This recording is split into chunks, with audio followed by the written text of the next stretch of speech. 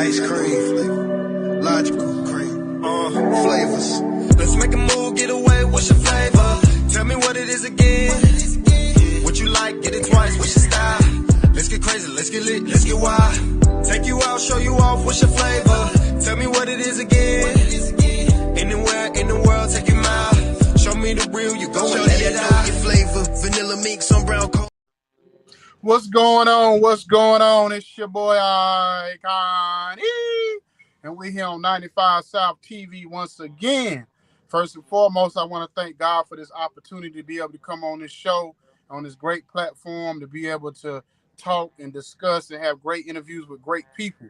Secondly, I want to introduce your baby mama's favorite radio host, CVTV host, the whole nine, my man Jacob the Great. What's going on, fam? Man, glad to be in the land of the living. Another day, another choice, another day to get it right. Yes, sir. Yes, sir. So let's go ahead and introduce this young man and get this interview cracking. Oh, man. Boy, none other than singer, songwriter, vocalist, man, music crooner, man, composer, hailing from, the great state of Tennessee, none other than my man, Sinsay, and that's at Sinsay 731. What's happening, man? What's up now? How Hey, y'all doing tonight? man, good, man. So before we get into your musical journey, man, and your story, man, I just like to let you tell the people, I always wanted to know, man, an answer from you. Who is the music artist Sinsay? Well, I'm everyday guy, family man, uh, father, poet, writer, author.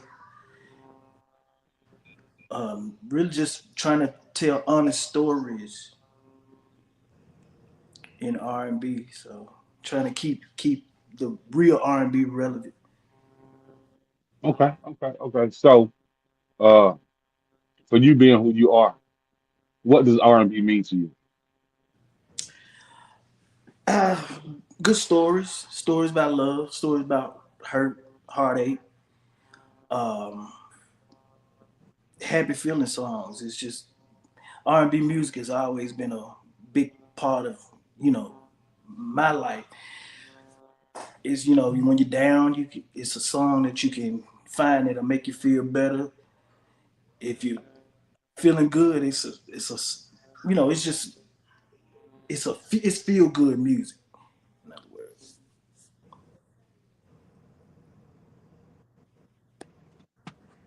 Oh, it's a feed. Something must have happened. You good? You there, Jacob?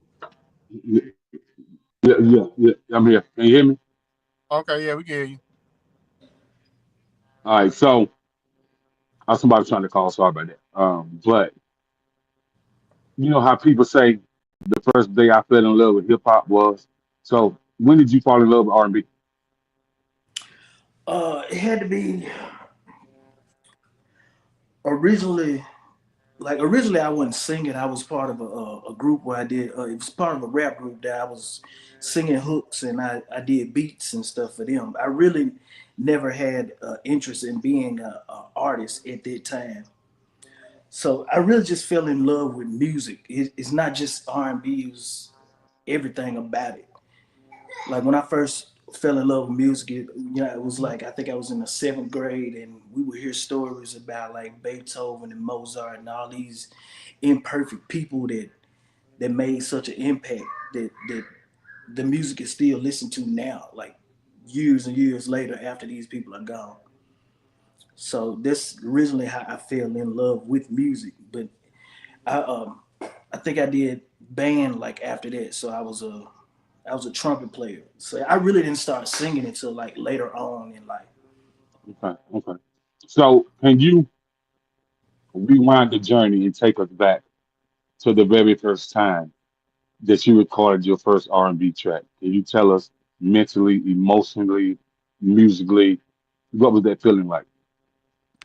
Well, the first ever R&B track that I ever recorded, solo song, was because it was a young lady that I was interested in at the time, and she wanted me to record a song for her birthday.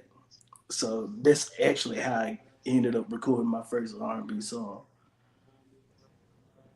So after recording this song, once you kind of realize that, man, I really got this gift, and Yeah, it's it did really well. Like a lot of people really liked it, and they was just wanting more of that. So I had like all of these songs and stuff that I recorded at home that I really never had any intention of ever putting out. And the only way like these people would even hear these songs is they would have to come to my house and they would hear them. And I think it was like it must have been around 2005, and a friend of mine was like, he said like, why don't you just put these songs out? He said, put them out, just see what happens. And I ended up putting the songs out, and the rest is history. Like after that, I had to keep doing solo projects. okay, okay. So with that being said, man, this is I'm curious about how do you see R&B nowadays, and what would it take to really revolutionize R&B once again, like it once was? I think a lot about R&B right now, it lacks the emotion that it used to have.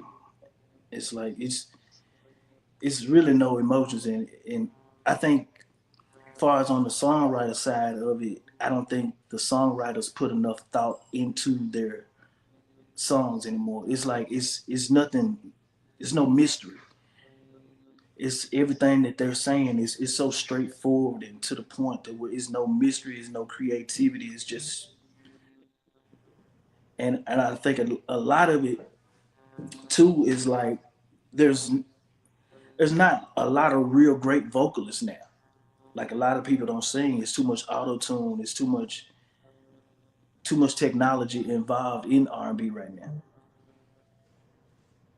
Mm, interesting, interesting, man. So with that being said, do you see a lot of Southern soul artists having more passion and more emotions in their music than the R&B artists nowadays? So now, repeat that Do question. you see? I said, do you think a lot of the Southern soul artists have more passion and emotions in their music than the R&B artists nowadays? Southern Soul is probably a whole different story. I'm not a real big fan of Southern Soul music, Okay.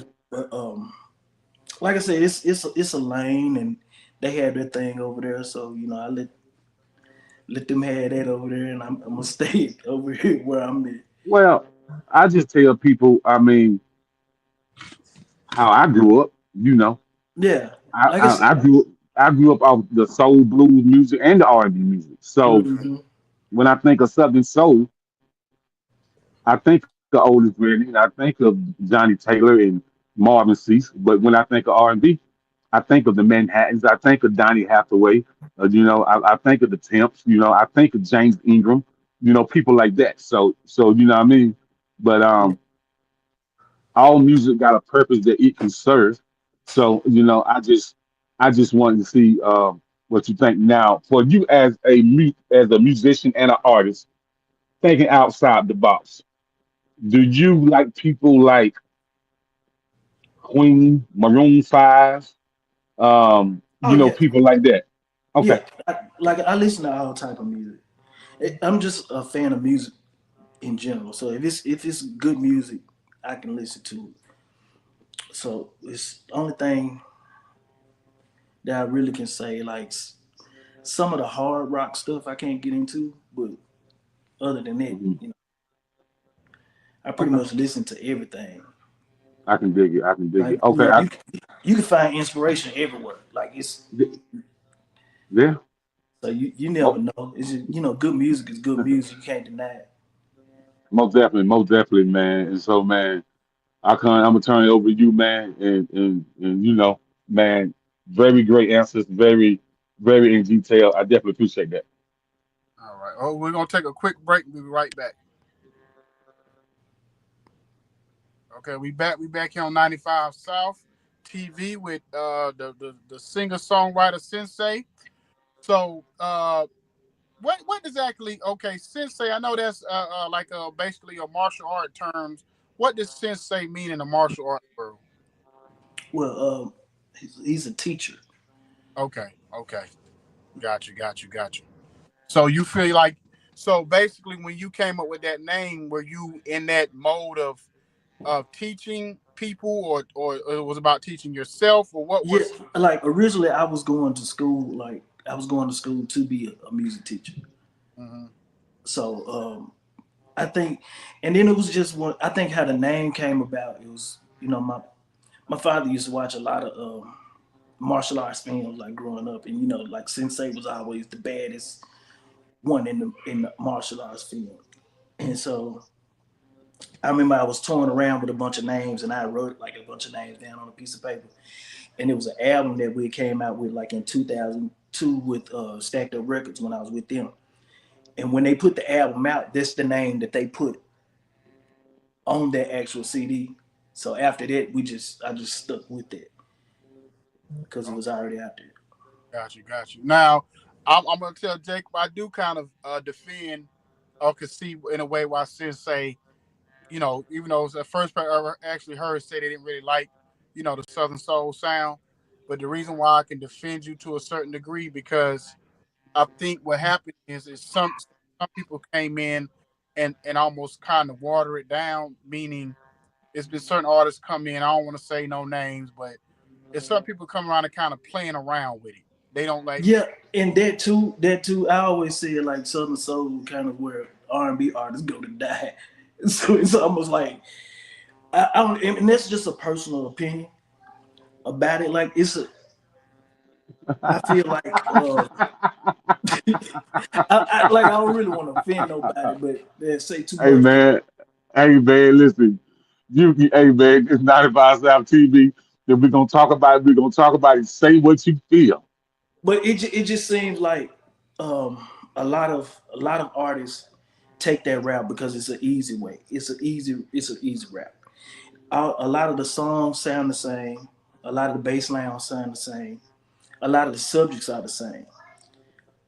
And it's almost like when I listen to Southern Soul, it's like I'm hearing the same song over and over and over again. But that's just a personal opinion. So I Yeah, don't 'cause want nobody. Well, I think what it is the comedians. You got a couple of comedians that came in and got in Southern Soul to try to just make a quick buck and whatever and go viral, but they not really taking it. It seems like so it's not they taking it seriously, so it comes off kind of like, you know what I'm saying, instead of being authentic like it's supposed to be. Yeah, You know what I mean? So you that know, I, I, I I can understand. tell I you agree with this. that. Well, I can tell you this though. I know that people like King George and Sir Charles and Pokey and TK Soul, they was I seen a few of them on a podcast and they was kind of offended on how people would do that in saying that, man, when you grow up around listening to people like a James Brown and like Marvin Cease and Roy C and Tyrone Davis and Curtis Mayfield and people like that, man, it's like, so it's now I can tell you personally what I think what happened with Southern Soul and versus R&B. They was the first ones to come back outside and bring that feel good music. So we was trapped in the house for almost 3 years. And so when you start bringing the bootleg back out and the women can dress how they want to dress, they're having a good time, they grooving and ain't no fight, ain't no shooting. I think that's why it really caught on. Because the cookouts, the barbecues, the car shows, the festivals, and the yard parties, that made Southern Soul really popular. And so that's what I think happened. But with you, now, listen, man. I'm gonna let Icon ask you a few questions, because I don't want to overstep my boundaries. But listen, you you the one. That's all I'm gonna say. Thank you. Like I said, I'm not opposed to doing a Southern Soul record, maybe, but this is just not a lane that I'm trying to be in. I So, feel you. and like I I feel said, you. like I'm a fan of King George. I like King George. I like Jay Moore's band. it's a few Southern soul artists that I do like, Hmm. and but like I said, I'm just not a big fan of Southern soul music. I can Okay. dig it. I can dig it. So basically, let me ask you this about R&B too. So before I get into some other questions, um, how do you feel about some of the raunchiness that kind of crept into R&B music?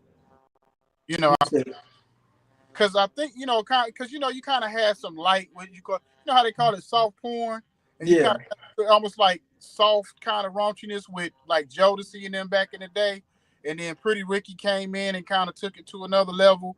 But then over the last probably 5 or 6 years, you got most artists who really kind of done stepped off the cliff when it comes to, that it's kind of like a cross between dang near Luke and R&B mixed together to some of these artists, these R&B music. So how do you like I feel said, about that part of it? this just goes back to what I said before about it being like no creativity. It's more straightforward. They saying the same thing that the artists were saying back then. It's just back in the day they had a better way of putting it to where it wasn't so straightforward. It Yeah. wasn't so straightforward. It didn't give you nothing. It give you nothing for the imagination now. So it's like once they say it, you know what it is. You know how some like uh, for example, let me see.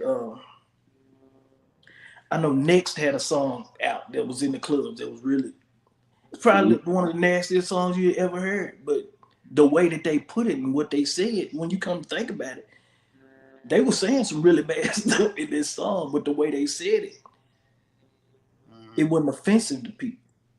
Yeah, yeah. You said what group? Right. Next, Next. Next Next. had that song Oh, called Too Close. too yeah, with close. Yeah, Buddy Yeah. you know Holly. exactly what I was talking. Yeah, yeah. You're right. I mean, and so what's your like your writing process? What kind of like you get in the studio? Do you write first? Do you have to have the production first? So It what's kind of like your process? it really just depends. Like sometimes I had a beat first.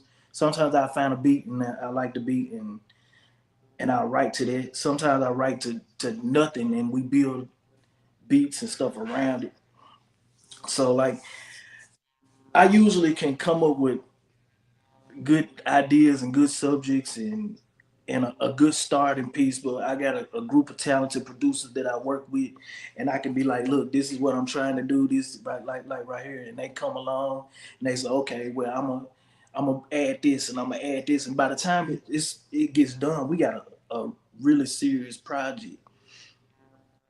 But it just really depends. Sometimes I got the beat first, sometimes I don't. So let me ask you this question. So let's just say you know what I'm saying, I know you got your production team that you work with, but let's say one of the big dogs that's been around for forever, whether it's a Quincy or R. Kelly or whoever. Who would be somebody that you always thought about? Man, if I ever got on one of their beats or whatever, I'd kill it. Or what I'm saying, like a Jimmy Jam, Terry Lewis, whoever. Well, I try to right now is like a lot of times I try to challenge myself to write to whatever's available. So just in case I'm stuck in a room and I'm through in this type of room, and they say, okay, we got this song about the wall right now, and we want you to write about this wall, and I got no choice, and this is what I got to do in front of it. I try to put myself mentally in situations like that to where I got to write about any subject that's at hand. So I know a lot of times I'll find beats and the beats will already be named, like the producer be named the beats. So I just take that beat and I write to whatever they named that beat, no matter what it was. So let's say like if I was put in that type of room with Jimmy Jam or R. Kelly or whoever, and he said we got this song about such and such. So I'm gonna write. I want to be able to do that. Yeah, yeah, Okay. yeah. Yeah, and that's a good thing because some of them producers they don't like when you kind of change their subject matter. If they already have an idea for a song, Yeah. they'll try to convince you to like even like when Jimmy Jam and it was working with Boys and Men. I think a lot of those subject matters came from them giving new additions, saying, listen, we trying to get y'all out that boy stage to the men stage. So we want you to challenge yourself to write to what we tell you to write to, and already have it kind of set up, a certain way. So I see where you're coming from. So we're gonna take a quick break. We'll be right back. We back here on 95 South TV. I'm gonna shoot it back over to Jacob. You know what I'm saying, and you ask your questions. So when you're making your production and you're putting your guitar sounds in, your piano sound, um, your drum line, your snares and whatnot, man. Where does that production come from? Do you have to be in a certain type of mode to really make the ballads that you making? Because I've been rocking with you for a minute now. You know what I mean? And Yes. and so I done heard several different ballads from you. So like really honestly, right now I don't do a lot of my own production. Well, I get like skeletons done, and I may do stuff to write to, but I've been working with like I said, I got it's a talented group of producers. Genius the guy, we got J Beats McKinney, Yella Beats, Taylor Man. It's just a lot of different producers that I fool with that help me bring these visions to life. Like I'm not the greatest producer. I'm not gonna say I'm the greatest producer. I'm not the greatest musician or whatever. But I know it takes a team, so I rely Hmm. on a team to, because I'm not gonna always have all the best ideas. I think a lot of people they get into their egos and they be like, "Oh, I'm gonna do this all myself. I'm gonna produce it myself. I'm gonna record it myself. I'm the best engineer." Now I'm not that person, and I'm not gonna try to make you feel like I'm that person. Okay, I can So, dig it. I can dig it, man. So the creative process and the writing process and shaping the vocals around the production of your song Voodoo.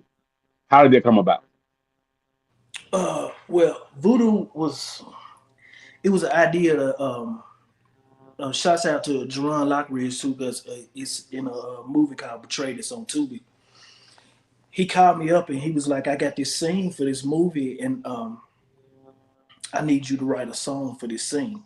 So he came out and he told me the scene, and it was like a club scene with the couple, and when he was telling me the scene, I was thinking about this movie called Queen and Slim. You ever seen the movie Queen and Yeah, Slim? yeah, I seen that. Okay. It was a scene in Queen and Slim where they was like at the juke joint, and it was kind of like they was dancing. It was kind of sweaty and hot in there, and all the people was just looking at them. So I had that in mind. And then with the storyline of the movie, I actually came up with the words first. Like I came up with like what I wanted to say first, and I found a beat from a it's a producer. I found him off YouTube. His name's Donavello, in which he's very talented producer. And we negotiated and worked out the beat deal. So ended up putting it in the movie. You said the movie. Okay. So what now? You said the movie's called Traitors. It's called Betray. Betray. Oh, have I seen that one? Yeah, it's called Betray, directed by Jerron Lockridge. I think I might have seen that. Or if I didn't see it, I've probably been meaning to watch it if I ain't already seen it. You know what I mean? Because I'm a big Tubi. I was on Tubi years ago when most people was kind of hating on Tubi. I Yeah, was on it then. I was used to tell people all the time. I said Tubi movies, yeah, it's be some bad acting and the production, look kind of like somebody filmed it with doggone or but see, I think like when Tubi first started, it kind of like what they was known for. Like people went to it it was a whole following just for of yeah. people that went to see those movies just so they could discuss how like bad they were. But they really wasn't bad. That's the They thing. weren't bad, but they were just independently shot though. Yeah, You but know, the plots was always like great, and then it would always be like a plot twist at the end. So it'd always be like one of those movies where you kind of gotta watch it because the content be good. It just, of course, it be, rookie actors or people that yeah, like independent. neighborhood or somebody. Yeah, But like, and I'm a bit. I'm a big fan, like especially like if you got to know the process, like the whole process behind all it, the grind. Like these people is getting it from nothing. That's why I really respect anybody like independent that's trying to make something because I understand the type of struggle that is to try to build something from nothing, and you don't have all the resources. You might not have the most money or the best equipment, but you still you got to make something work. Hmm. And I really respect it about some of those filmmakers. Yeah, yeah. Go ahead, Jake. Now, man, listen. I know you ain't dropped this song yet, and I call you about this song today. Listen, man. Yeah. Listen, man. You're the music librarian, and Oh so, yeah, yeah. so, so, so, And so when what's you so crazy about it? You wouldn't believe how old this song probably is. This song I probably wrote it 7 or 8 years ago, that's crazy, man. and we never That's we never really put it out. And I was watching. I'm always watching stuff on like creative writing and stuff about authors or whatever. And it was like I was watching this show about they was talking about creative writing and how like when you're writing you need to entice all the senses. So right. that's basically how like the whole idea came about. So I was like, I need to you got to see something, you got to hear something, you got to be able to taste something by what I'm it's just I'm trying to all the senses. So that's really how that song actually came about, the whole starting of the Okay. writing process. So Okay. I remember I sung it to my homeboy. After this, I didn't have any music. I sung it to my homeboy. He said, man, this is crazy. He said, man, you got to go holler at Jay. And so I went to Jay Beats over at Iron Mavericks, and I brought the idea to him, and he gave the song such a cinematic feel. Like it feels like you Mhm. can see this in a movie already. It's Right, right. So I just want to say shout out to your people tapping in for 110. Shout out to I think it's Kaya G, and shout out to Genius the God. And you right, Genius the God, Delta Blues, Chicago Blues, Soul Blues. It's all different from Southern Soul. You're mm, definitely right about that, man. So But I would say it depends on who you listening to because you do have certain Southern soul songs that are very similar to blues. Like when you really like the ones, especially the ones that's kind of maybe like a slower type of Southern soul song that's more soulful. Some of their content kind of close to blues. So I think it's yeah, almost the same famous though to a but certain. you can kind of tell the artists from Mississippi, Alabama, Tennessee, Yeah. Chicago. You can kind of tell that they grow up listening to Bo Diddley and Bobby Womack and DB King and people like that. But you also can tell the people from South Carolina, North Carolina, Georgia, Florida. They more into that Betty Wright. They more into that Marvin Cease, Otis Redding, Sam Cooke. You can kind of tell the vibe, but it's all soul music. So now back to the Liberian. Like when I first listened to this song, right, I tried to make sure that I wasn't, missing anything. So I had to listen to it about 7 times in a row. Now this means that you're really catching my ear and piquing my interest if I listen to a snippet 7 times in a row. You know, yeah, um, yeah. You didn't even heard the whole song. That's crazy.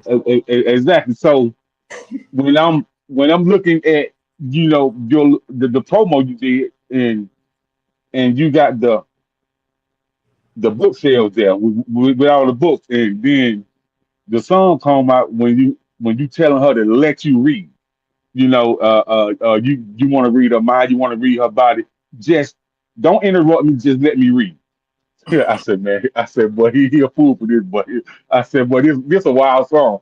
It's Mm, wild, but you simplified it so much to it's like that true R&B, like a James Ingram, like a like a Donny Hathaway, man. Almost put you in the mind of of like a something that Marvin Gaye would have somebody play on the piano. Something that Hitsville USA kind of produced and you wrote to. So I believe that this particular song, you know, the storyline on it could be huge, and it could actually be a top 40 song. That's what I believe. Thank you. Says a lot. Okay. We're gonna take a quick break. We'll be right back here on 95 South TV. Okay, we back. We back here on 95 South TV. Yeah, I want to ask you a question. So basically, out of the song, like all the songs you've done over the years, what's the one? I'm gonna ask you a two-part question. What's the most therapeutic song that you did from a personal nature, and what's the song that you might have done that either made you like tear up or choke up a little bit? Oh wow. Oh, oh. You said therapeutic. Like you might have went through it with a girl or something, or a relationship, something, and you wrote about it, or whatever the case may be. You need to get that one off your chest for real, for real. I think most I got a song called Smile for the Camera that is probably most therapeutic. And it's more or less talking about, you know how you could be watching a couple on social media and everything in their life looks perfect. Like their marriage looks perfect, the kids look perfect, the house look perfect, the job, all of that. But really deep down behind the scenes, once the eyes are off of them, it's toxic as hell. Mm-hmm. So, So Okay. so what's been that stage moment that you had in your career when you got on stage and performed and you felt like you made it? You know, what was that? What was that moment? I think I'm still searching for that moment. I'm still searching for that moment. Like I've had some great experiences performing over the years. I've been able to perform it in front of large crowds, small crowds, and just a lot of different things. But I think I don't define made it. I guess made it means something Well, different to well, everybody. yeah, because the reason why I say it because, like you said, it's different for everybody. And some people, like once that first time you might open up for somebody, or like you said, you perform in front of that certain that big crowd or whatever it is, and you if nothing else, you may not never get to a certain level. You may not get to a Usher or Chris Brown like that, but you feel like okay, all the hard work I put in, and it was for this moment that I had right here. You You know. know, what I mean? Or something like that. That's kind of what I mean by that. Like I said, like I said, made it really is different for everybody. I think made it for me is when I know everything's taken care of, my people are taken care of, my family's taken care of, uh, and I won't have to worry about none of that. That's like once that's made it for me, I guess.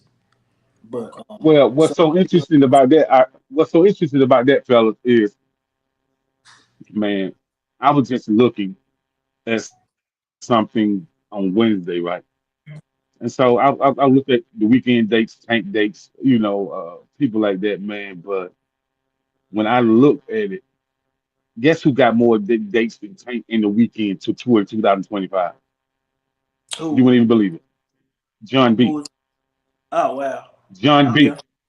It's crazy how much he toured, bro. Like Yeah. insane, Hmm. insane, man. And people be like, don't he just got one hit? I'm like, man, one of the biggest hits in R&B. I ain't gonna say he just got one, but he got Well, one. you gotta think about this too, though. Look, this is the way I look at it too, though. Like some of the artists, like Tank and Usher, and they don't have to take as many dates because they're getting a bigger bag for them dates than John B probably getting. Yeah, Like yeah, if you getting enough of a bag, you ain't gotta take a date every weekend. Yeah, yeah, yeah. that's Yeah. true. That's true. You I see know what I'm like saying? Pastor Troy, he one of them type of artists. Him, him and Scrappy, because they might only make 2,500 a show, 5,000 a show, so they got to perform a little bit more than somebody that's getting 50,000 or a hundred Yeah. thousand a show. So that 100,000 may they might be good for the next month or whatever, you know. Mhm. So I hear, hey, but ask him to Jacob. So this is the guy we need to ask. So Jacob asked me about. He told me about a situation where Chris Brown may be possibly doing an album with Mario. And I said, to me, I felt like that was almost like when Drake did an album with 21 Savage. I said that's only benefiting 21 Savage. So I'm like, in that situation, how was that benefiting Chris Brown to do an album with Mario, who hasn't been relevant in over 10 years? I said, if he gonna do an album on that level, I think it's more like if you said like Chris Brown and Usher was doing something, that would be a colossal event Yeah. doing something like that. So how do you feel about, like, because last time we seen something like that was Tank, like we just talked about with Tank and Tyrese and Genuine in that type of super group, but they were kind of at the same level in their careers at that point. So Who's at the same level? at the time when Genuine, Tank, No, Well, no, no, genuine might not be. no, you're not. I'm Genuine saying might at not the be. time, There was that, a ble- Ta- there was a blessing for genuine. That group. Tank, Tank was the biggest artist in that group by far. Now, but Tank Tyrese, on for Tyrese is songwriting. the biggest artist in that Tank group was hit. Team. just because of his acting career. Yeah, that When I Brown say only made artist, record. I'm really solely talking about music, man. I'm Yeah. talking about I'm talking about music, man. Okay. Uh, But as far as Tank, like those guys slowed down. Tank never slowed down. yeah. Okay. So you say slow down in what way though? I'm trying to Like understand. Tyrese took some deals off on music, and so did Genuine. But Tank only had that one hit record.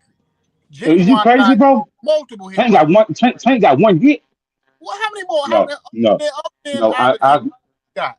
I ain't talking I about his could. Well, writing stuff. well, His writing. Tank does a lot of stuff on the back end that we don't even know. Like Yeah, I understand that. he does a lot of production. He does a lot of writing for other people. So it ain't always been about just his music though. So Yeah. So, because see, the reason why I say that is because the average, like we might know that, right? The average fan not gonna know that Tank wrote for this person, that person, that person. They just he's a a lot of women just love him because he's a sex symbol or whatever, and he got that one hit. And some of these women they'll just go to the concert because of that one hit. But what I'm I saying can. is, I can tell you, Icon. You don't pay attention to R&B music. I can tell you, bro. no, not And, don't pay and, attention. and, and I can tell you don't look at the Billboard charts. I can tell you, bro.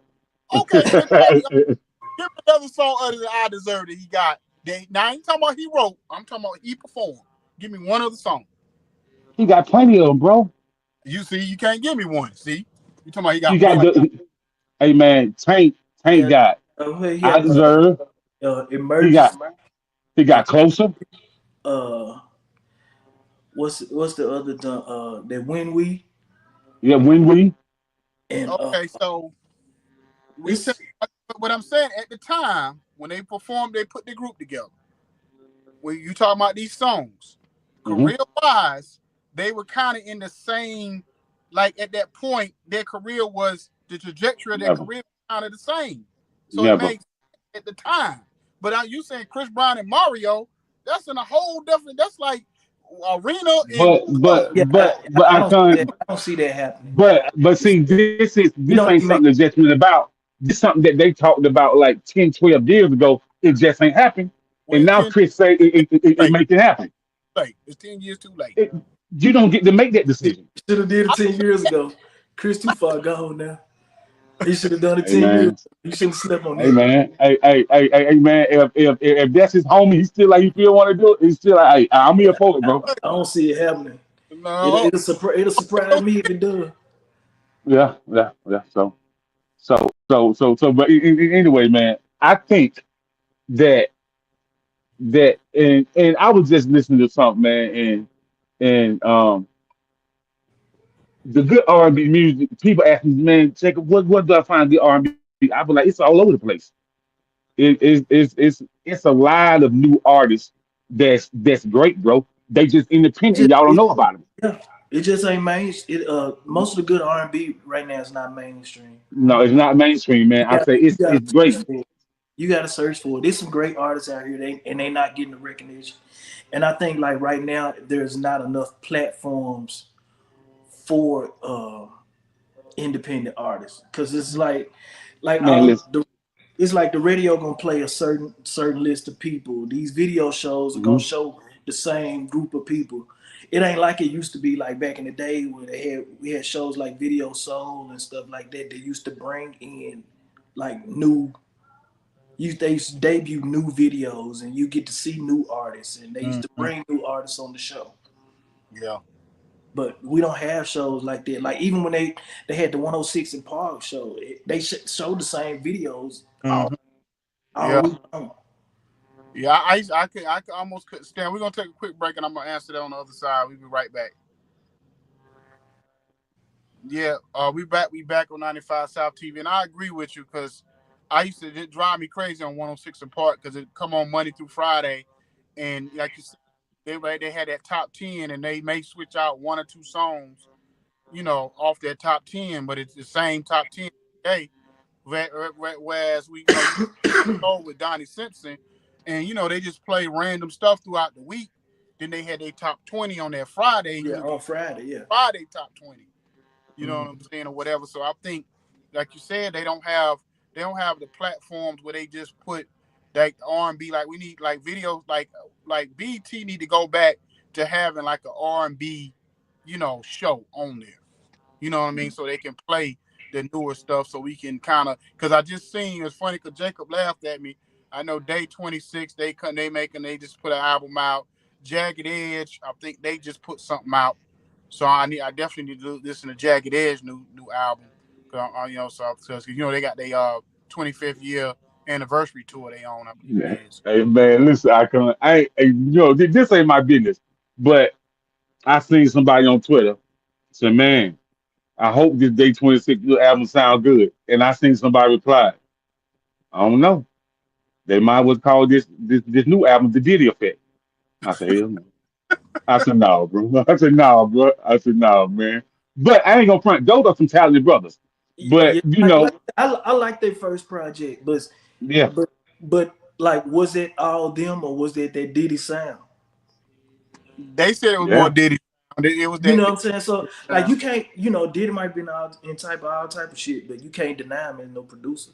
He's a very talented. no, He made and you can't deny him as a good PR, as a good digital marker, all that, bro. You know what I'm saying? Yeah, he got his troubles, but when it comes to music geniusness, he's did some things, and you be like, how he did that?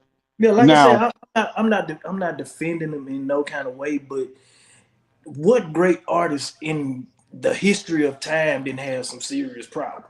Mm-hmm. that's Most true. of Name one.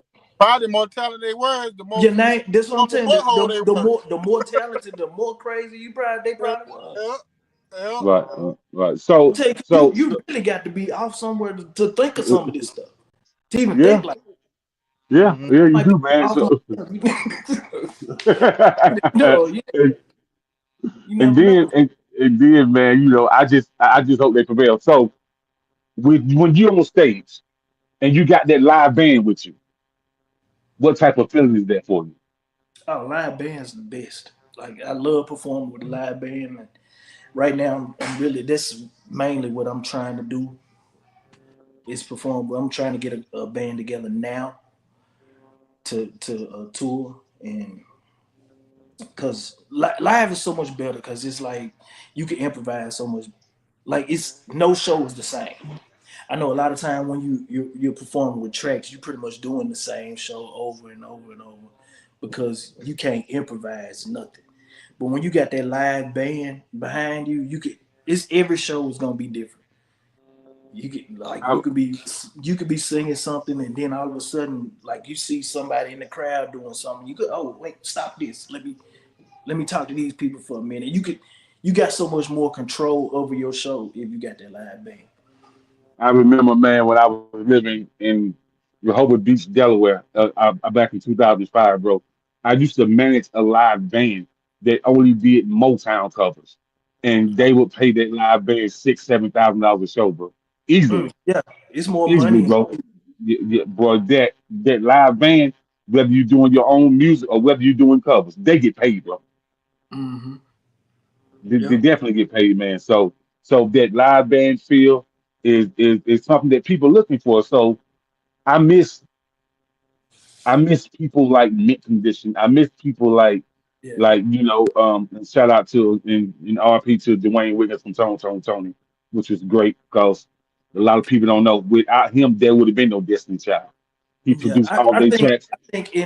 in our area is the musicians are limited. Hmm. It's not a whole lot of people that play instruments in our area right now. And then most of the people, at least the good ones, they're either locked into other situations or they're not gonna play outside the church. That's true. That's true because it's a lot of musicians inside the church. A lot. Hmm. So If you ask me, that's what it is. So one more question I had about you, Akon. How important? So since you've been in the music industry and you've learned a lot about the music business, what's the most important thing that you would share with your fellow independent artists? yeah, make sure your paperwork in order. Make sure your paperwork in order, your splits. Make sure you're publishing good. Let's make sure just make sure you handle business. Do real good business. That's what I tell because I think a lot of artists lose out on a lot of money and a lot of opportunities just because they don't do good business. Okay, okay. So I think where independent artists miss out on it is understanding the point system with the producers, understanding the venues that you perform at, whether you would be in my assets or CSAC, make sure those venues are registered. You know what I'm saying? And so you can get your performance right check. You know what I mean? Because a lot of these venues are not registered with the BMI ASCAP and CSAC. And so therefore, you can still put your performance in there. So you'll get a percentage of where you perform that, but once they are registered, the check is even more. And then a lot of companies like Broad Jams and different music licensing companies, even some of these independent music supervisors, man, and a lot of companies overseas will give you a music license and constantly, you know, um, be calling you about new songs to submit for overseas movies, and those overseas checks are so much more. You know what I mean? So understanding that business is something that's key, and then just understanding how music publishing works. You know what I mean? You know, understanding how to, like, this is what I say: a business owner should know the RIS website through and through, just like a musician or artist should know BMI, ASCAP, and CSAC through and through. So if you know it just a little bit, it's something that you're missing, that you're not understanding, that could be holding you up from getting money. So I tell all artists, study those sites. You know what I'm saying? And understand how it works, and understand how certain playlists work. You know what I mean? As far as your iTunes and your Tidal and your Spotify. Understand that who are the real music curators that really get your music out to the masses. You know what I mean? So there's a lot of key components that can keep an independent artist not going to work a 9 to 5. You know what I mean? I ain't gonna say it happened overnight. It take a little time, but you definitely can do it as an independent artist and hit these festivals up. The springtime coming, the summertime coming. These festivals gonna have people with millions and millions of dollars that's looking for something to invest in. And you'll find a lot of different investors at these festivals. A lot of them don't go to concert. They just wait until the festivals come in the summertime. So a lot of these festivals all up and down the East Coast, the Midwest, out West, you know what I mean? Hit these festivals up, man, because people definitely want to see you and people definitely want to hear something new. You know what I mean? And an artist has to understand. that you have value because you and all the blood and sweat and tears you put inside your craft, then you should understand that you are a high that you value. And like if you don't hold that value, then nobody else is gonna hold it for you. So independent artists, believe in yourself and understand that you are something special. You know what I mean? Mhm. All right. So I'm gonna read off these last comments before we get out of here. Genius the guy said you have to listen to satellite internet radio. I think he was talking about from talking about Tank earlier on his songs being on satellite radio. And then he said Vivo. He said the Vivo and Exit shows a lot of new music from various regions and around the world. These on these apps, I guess, available TV and web or whatever. And then listen to our radio station, 168 Radio. So we gonna have a lot of those. We gonna have all kind of genres of music on our radio station. So we definitely Right, gonna tap into that. And then right. and he says, yeah, that is true about everything changed. And in the last comment, he said, yeah, just like with R. Kelly, you can't deny. I guess you're talking about, Diddy's contribution or whatever, his talent. So Sinsay, just let us know where everybody can find you, any events, anything you got coming up. Well, you can find all my music streaming at Sinsay.com, Sinsay731.com. You can follow me on all social media platforms at Sinsay731.com. I have the single Smile that's out right now. The album drops on the 17th, but you can get early access by going to the website at Sinsay731.com. Okay. Well, I appreciate you coming on, brother, and giving us your time. I know you're a busy man, so I'm Excuse me. coming on here and giving us, and let us look and peek into your to your world a little bit. All right. I appreciate you having me. Yes, sir. Yes, sir. And we're gonna continue to follow you.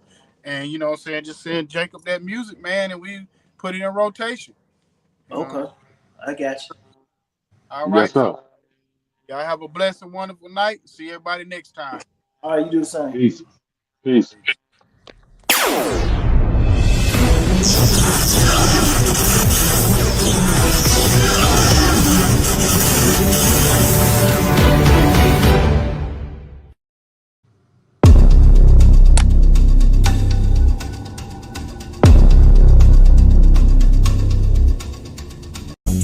Brown skin girl, and she knew I was out to go and clear my mind. The girl she's